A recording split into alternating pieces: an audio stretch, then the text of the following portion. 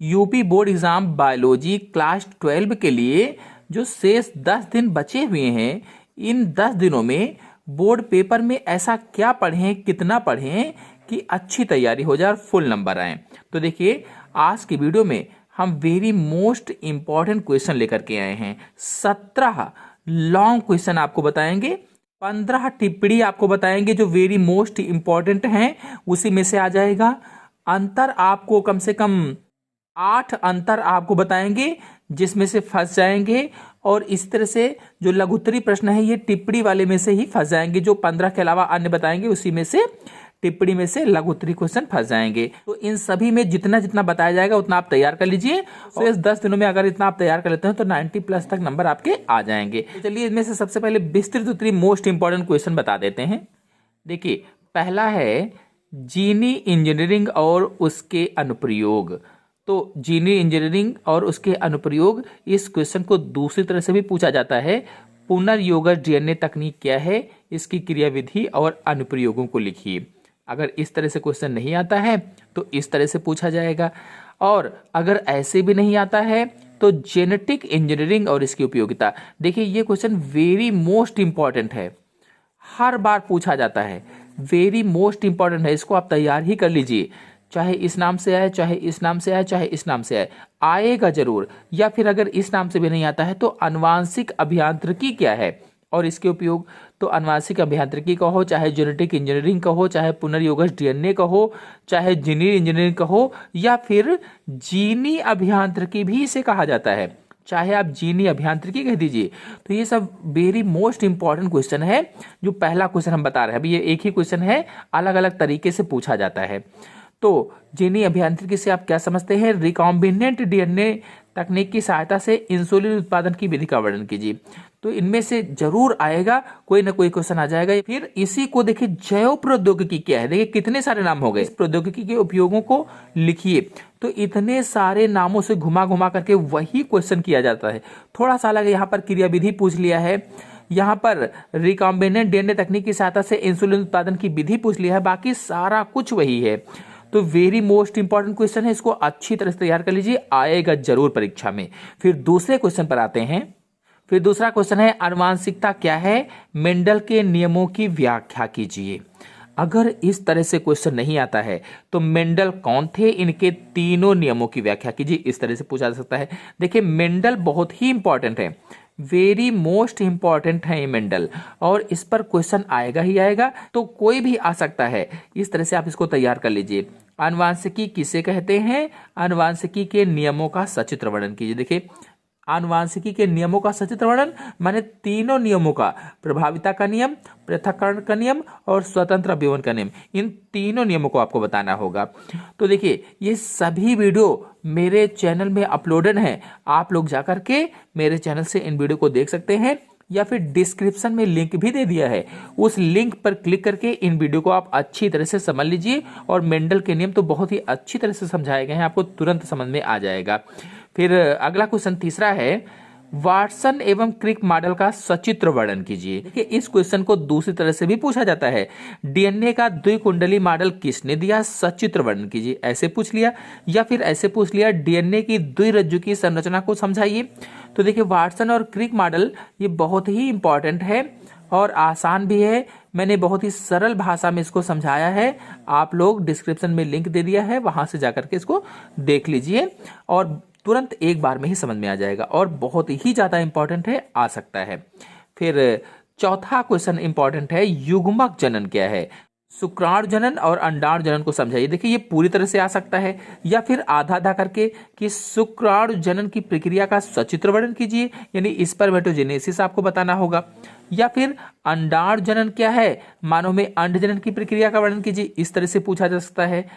तो किसी भी तरह से पूछा जाए, फिलहाल ये बहुत ही इंपॉर्टेंट है, इसको भी आप अच्छी तरह से तैयार कर लीजिए। अगला क्वेश्चन है, निषेचन किसे कहते हैं, फर्टिलाइजेशन किसे कहते हैं, और मनुष्य में होने वाली क्रियाओं का उल्लेख कीजिए तथा अंडाणु में शुक्राणु के प्रवेश का नामांकित चित्र बनाइए। अंडाणु में शुक्राणु के प्रवेश का, तो ये बहुत ही इंपॉर्टेंट क्वेश्चन और कई बार परीक्षा में पूछा गया है, इसको आप अच्छी तरह से तैयार कर लीजिए। अगर ये नहीं आता है तो आवृत बीजी पौधों में निषेचन की क्रिया का सचित्र वर्णन कीजिए, ये आएगा, चाहे ये आ जाए चाहे ये आ जाए, कोई ना कोई आएगा ही आएगा। वेरी मोस्ट इंपॉर्टेंट है, अच्छे से तैयार कर लीजिए। फिर देखिए अगला है लिंग सहलग्न लक्षण क्या है। मनुष्य में किन्हीं दो लिंग सहलग्न लक्षणों की वंशागति का वर्णन रेखा चित्रों की सहायता से कीजिए।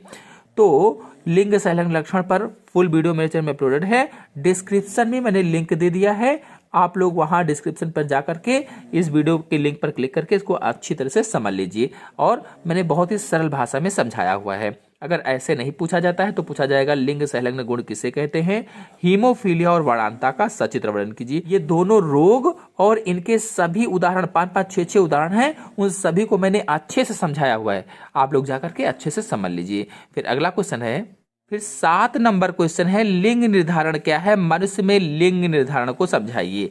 तो देखिए पुरुष में XY, स्त्री में XX, और ये चीज मैंने पूरी अच्छी तरह से आपको समझाया हुआ है, डिस्क्रिप्शन में मैंने लिंक दे दिया है, आप लोग जाकर के वहां से देख सकते हैं। और इसी क्वेश्चन को देखिए दूसरी तरह से पूछा जाता है कि लिंग निर्धारण कैसे होता है, पक्षियों में लिंग निर्धारण क्रिया को समझाइए। तो पक्षी में आ जाए, या फिर ड्रोसोफिला में भी आ सकता है, या फिर मधुमक्खी में भी आ सकता है, लेकिन फिलहाल ये दोनों बहुत ही इंपॉर्टेंट हैं। चाहे ऐसे पूछा जाए चाहे ऐसे पूछा जाए, आप इसको अच्छी तरह से तैयार कर लीजिए। फिर अगला क्वेश्चन है, पारजीवी जंतु किसे कहते हैं, इनका क्या महत्व है। अगर इस तरह से क्वेश्चन नहीं आता है तो आएगा ट्रांसजेनिक जंतु किसे कहते हैं, इनसे क्या लाभ है। चाहे पारजीवी जंतु कहा जाए चाहे ट्रांसजेनिक जंतु कहा जाए, इन दोनों पर फुल वीडियो अपलोडेड है और अच्छी तरह से मैंने समझाया हुआ है सरल भाषा में, डिस्क्रिप्शन में लिंक है, आप लोग देख सकते हैं चाहें तो। फिर अगला क्वेश्चन है, मनुष्य के नर जनन तंत्र का सचित्र वर्णन कीजिए। कम आता है, थोड़ा सा इंपॉर्टेंट है, आप चाहें तैयार कर लीजिए। इसी की जगह पर मादा जनन तंत्र कई बार पूछा गया है, तो ये थोड़ा सा इंपॉर्टेंट है, इसको आप तैयार कर सकते हैं। फिर अगला है, डीएनए फिंगरप्रिंटिंग क्या है, इसकी उपयोगिता लिखिए। तो डीएनए फिंगरप्रिंटिंग क्या है, बहुत ही अच्छी तरह से यूट्यूब पर सबसे सरल तरीके से मैंने समझाया हुआ है और चित्रों के माध्यम से इसको आसान सी भाषा में समझाया हुआ है।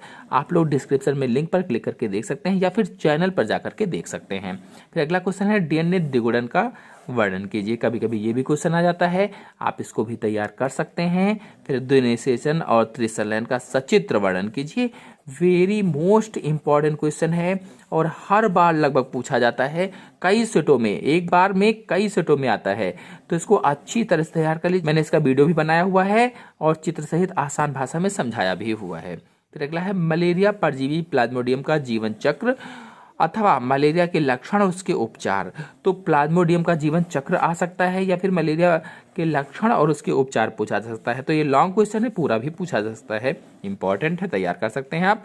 और मरुद्भिद में अनुकूलन, वेरी मोस्ट इंपॉर्टेंट क्वेश्चन है, वेरी मोस्ट इंपॉर्टेंट क्वेश्चन है ये, अच्छी तरह से इसको तैयार कर लीजिए। फिर कुछ क्वेश्चन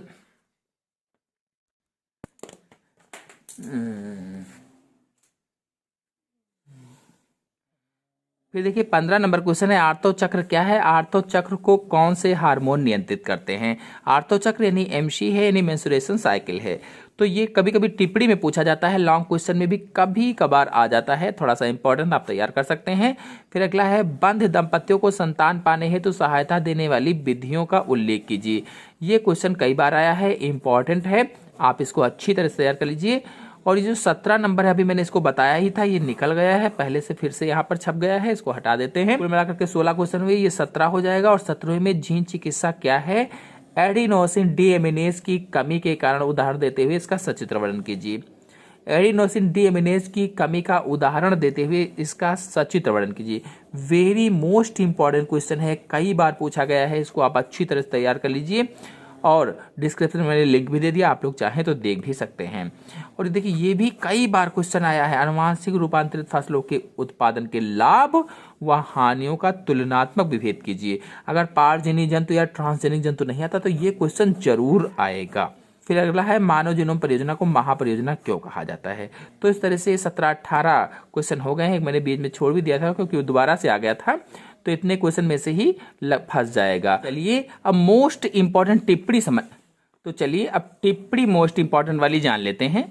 तो देखिए पहली टिप्पणी है, सहोपकारिता, सहभोज्यता और परजीविता, इनमें से कोई ना कोई जरूर आएगा, अंतर भी आ सकता है, अंतर वाला भी अब आपको बताएंगे भी कौन कौन से अंतर इंपॉर्टेंट है। फिलहाल इन पर टिप्पणी जरूर पूछ जाती है, वेरी मोस्ट इंपॉर्टेंट है ये तीनों, और इन पर अच्छी तरह से आप तैयार कर लीजिए, चित्र भी इसका तैयार कर लीजिए, क्योंकि जितना चित्र बनाएंगे उतना अच्छा रहेगा। फिर है रेड डाटा बुक, ये भी कई बार पूछी गई है। बायोपायरेसी हर बार आती है लगभग में, पिछली बार भी आई थी, आप इसको भी तैयार कर सकते हैं, रेड डाटा बुक भी तैयार कर लीजिए। बीटी फसलें, इसमें से तो जरूर ही आता है, वेरी मोस्ट इंपॉर्टेंट टिप्पणी है ये बीटी फसलें। बहुभूणता, ओजोन परत हमारे हिसाब से शायद अभी कोरोना के कारण हटी हुई है। बहुभूणता आप अच्छी तरह कर लीजिए, एक बीज में कई भूणों का उत्पन्न होना बहुभूणता है। चैनल में अपलोडेड है, डिस्क्रिप्शन में लिंक भी दे दिया है। इंटरफेरान भी कई बार पूछा जाता है, इंपॉर्टेंट है, इसको भी अच्छी तरह से आप तैयार कर सकते हैं। Down syndrome very most important है, वेरी मोस्ट इंपॉर्टेंट टिप्पणी है, और हर बार लगभग किसी न किसी सेट में जरूर आती है, इसको अच्छी तरह से आप तैयार कर लीजिए। फिर बहुजीनी वंशागति, ये भी थोड़ा सा इंपॉर्टेंट है, कई बार पूछी भी गई है, इसको भी आप तैयार कर सकते हैं। फिर असंग जनन बहुत ही ज़्यादा इंपॉर्टेंट है, कई सेट में आती है एक एक सन में, तो इसको आप अच्छी तरह से तो इसको भी आप अच्छी तरह से तैयार कर लीजिए। चैनल में हमारे अपलोडेड है, डिस्क्रिप्शन में लिंक भी दे दिया है। फिर अगला है अपरा या प्लेसेंटा, तो देखिए इस पर कुछ न कुछ जरूर आता है, चाहे अपरा या फिर अपरा के कार्य या फिर कुछ भी पूछा जा सकता है इसके बारे में। टिप्पणी है या लॉन्ग क्वेश्चन भी कभी कभी आ जाता है, हालांकि टिप्पणी ज़्यादा पूछी जाती है, तो इसको आप अच्छी तरह से तैयार कर लीजिए। फिर अगला है जेल इलेक्ट्रोफोरेसिस, तो इस पर टिप्पणी बहुत बार पूछी जाती है, और मैंने बहुत ही आसान सी भाषा में इसको समझाया हुआ है, चित्र सहित टिप्पणी लिखी हुई है, डिस्क्रिप्शन में लिंक दे दिया है, वहां से जाकर के आप इसको देख सकते हैं। जीन चिकित्सा पर ये वेरी मोस्ट इंपॉर्टेंट है, पेपर में छपा ही हुआ है, कुछ ना कुछ जरूर आएगा, इसको अच्छे से तैयार कर लीजिए। टर्नर सिंड्रोम, एक डाउन सिंड्रोम मैंने बताया था, एक टर्नर सिंड्रोम है, ये सिंड्रोम दोनों बहुत ही इंपॉर्टेंट हैं। ड्रग्स और एल्कोहल, कभी कभी इस पर भी पूछा जा सकता है, कम थोड़ा सा इंपॉर्टेंट है लेकिन फिलहाल पूछा जा सकता है। आणविक कैंची या रेस्ट्रिक्शन एंडोन्यूक्लियेज एंजाइम के नाम से भी पूछा जाता है इसको, रेस्ट्रिक्शन एंडोन्यूक्लियेज एंजाइम या प्रतिबंधन एंडोन्यूक्लियेज एंजाइम के नाम से पूछा जाता है। वेरी मोस्ट इंपॉर्टेंट है ये, और जरूर आएगा। फिर अगला है हॉट स्पॉट, हॉट स्पॉट को तप्त स्थल के नाम से भी पूछा जाता है, तो इसको भी आप तैयार कर लीजिए, कभी कभी आ जाता है। टीकाकरण पर भी टिप्पणी कभी कभी पूछी जा सकती है। फिर एड्स, जीन विनिमय या क्रॉसिंग ओवर भी टिप्पणी कभी कभार आ जाती है।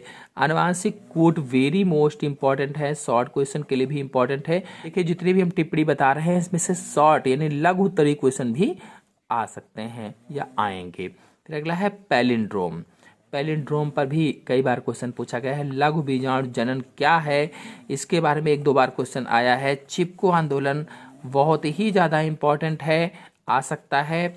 फिर यहाँ पर है परिवार नियोजन, वेरी मोस्ट इंपॉर्टेंट है परिवार नियोजन। तो कुछ टिप्पणियां मैंने बताई जो बहुत ही ज़्यादा इंपॉर्टेंट हैं। चलिए मोस्ट इंपॉर्टेंट अंतर को समझ लेते हैं। देखिए पहला अंतर है सहजीविता और परजीविता में अंतर, बहुत ही ज़्यादा इंपॉर्टेंट है, हर बार लगभग पूछा जाता है, इसको अच्छी तरह से तैयार कर लीजिए और ये आएगा ही आएगा।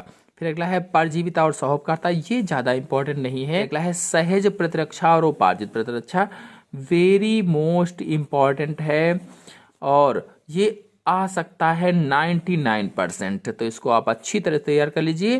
फिर जन्मजात प्रतिरक्षा और उपार्जित प्रतिरक्षा, इसी को कहा जाता है, यानी ये अंतर ही यही अंतर है, क्योंकि सहज को जन्मजात ही कहा जाता है, तो इस नाम से भी पूछा जा सकता है। फिर अगला है सक्रिय और निष्क्रिय प्रतिरक्षा, वेरी मोस्ट इंपॉर्टेंट है और ये पूछा जा सकता है, अगर ये नहीं आएगा तो ये जरूर आ जाएगा, तो इसको भी आप अच्छी तरह से तैयार कर लीजिए।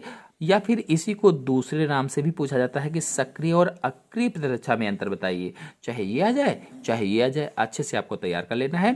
फिर है डीएनए और आरएनए में अंतर। देखिए डीएनए और आरएनए में अंतर या तो ऐसे पूछा जाएगा या फिर रासायनिक अंतर पूछा जाएगा, तो वेरी मोस्ट इंपॉर्टेंट है, बहुत बार पूछा गया है, 99.9% ये आ सकता है।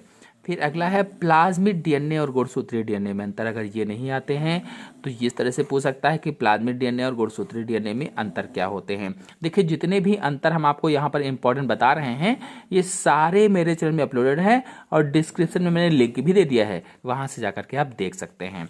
फिर अगला है प्रोकैरियोटिक और यूकैरियोटिक डीएनए में अंतर, यानी प्रोकैरियोटिक डीएनए और यूकैरियोटिक डीएनए में कौन कौन से अंतर होते हैं। अगला है जीनोटाइप और फिनोटाइप में अंतर। बहुत ही सरल भाषा मैंने समझाया है, आप चाहें तो इसको भी अच्छी तरह तैयार कर सकते हैं। कोडान एंटीकोडान कई बार पूछा गया है ये क्वेश्चन, आप इसको तैयार कर लीजिएगा। समयुग्मजीय और विषमयुग्मजीय वेरी मोस्ट इंपॉर्टेंट है, ये वेरी मोस्ट इंपॉर्टेंट है, आ सकता है। फिर अगला है टेस्ट क्रॉस और बैक क्रॉस में अंतर, ये भी कई बार आया है, इंपॉर्टेंट क्वेश्चन है।